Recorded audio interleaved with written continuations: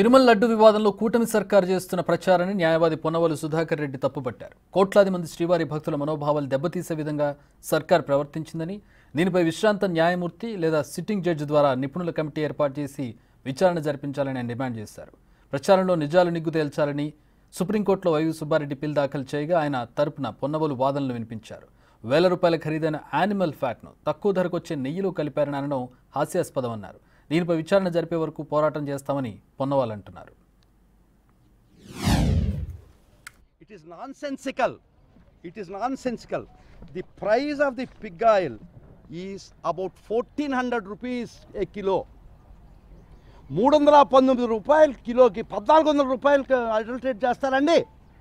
నువ్వు రాగి అని చెప్పి అమ్ముతున్నావు. ఇది రాగి వస్తువు, రాగి అని అమ్ముతున్నావు, రాగి బింది అని అమ్ముతున్నావు. రాగి బిందెలో గోల్డ్ అడల్టరేట్ చేస్తారా, మిక్స్ చేస్తారా?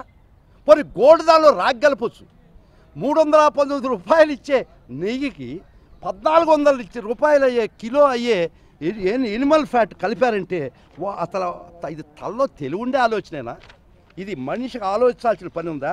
I will show it the price of animal fat pig oil in the country. Then fish oil వచ్చి వేల రూపాయలు ఉంది. I will show it. It is నాన్ sensical.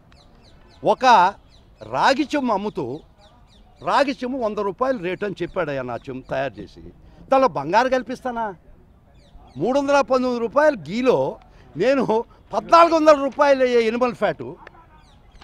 You can take it, you can Zoom it. This the cost of the Animal fat. ఇంతకన్నా ఒక non sensical విషయాన్ని మీరు ప్రచారం చేసి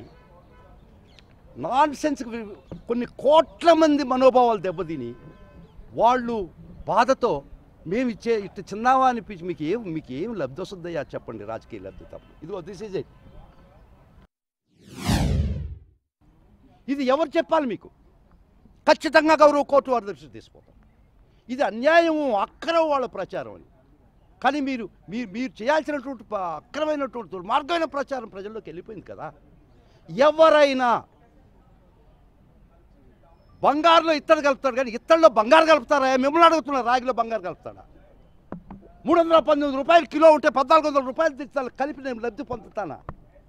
non sensical argument, nonsensical proposition. కానీ మీరు ప్రజల్లోకి తీసుకెళ్ళిపోయారే. ప్రజలారా, భక్తులారా, ఒక్కటి గమనించండి భక్తులారా. ఇది నిజమా కాదా? ఇది అబద్ధమా? ఒకసారి ఇంకా కల్తీ ఉంటుందా కాదా ఆలోచన.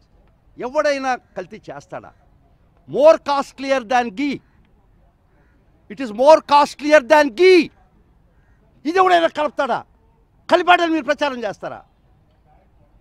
ఎంతమంది కోట్లాది మంది భక్తులు మనోభావాలు మీరు విషం చిమ్మారో అని అడుగుతున్నా. గుజరాత్ రిపోర్ట్లో ఏముందండి?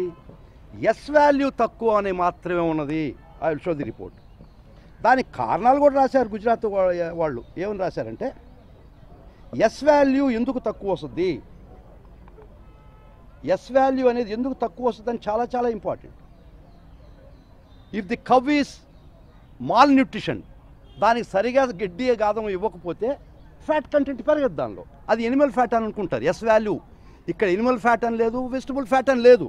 ఒక్క ఎస్ వాల్యూని బట్టే వీళ్ళు చెప్పడం జరిగింది. ఎస్ వాల్యూ ఎప్పుడైతే తగ్గిందో ఆ ఎస్ వాల్యూ కారణాలు కూడా రాసిండు ఆ రిపోర్ట్లో. చదవమండి అనెక్స్చర్లో. ఆ అనెక్స్చర్లో చాలా క్లియర్గా ఉంటున్నారు ఎస్ వాల్యూ ఎందుకు తగ్గద్ది. బొవైన్ మిల్క్ అయితే కానీ ఒక ఆవు సరిగా న్యూట్రిషన్ కాకపోతే కూడా S value తగ్గద్ది.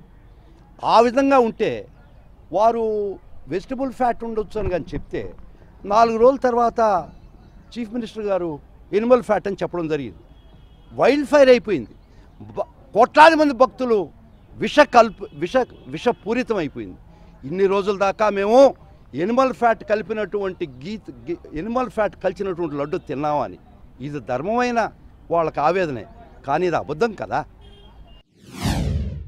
Yes value is below 80, 70 whatever. S value తగ్గిందని ఇచ్చారు, కానీ ఎనిమల్ ఫ్యాట్ అనే ఎక్కడా లేదు.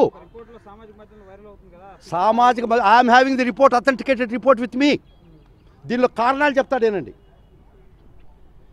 Consider the test samples as pure milk fat when 5 S values fall in the inside the limits mentioned in the table.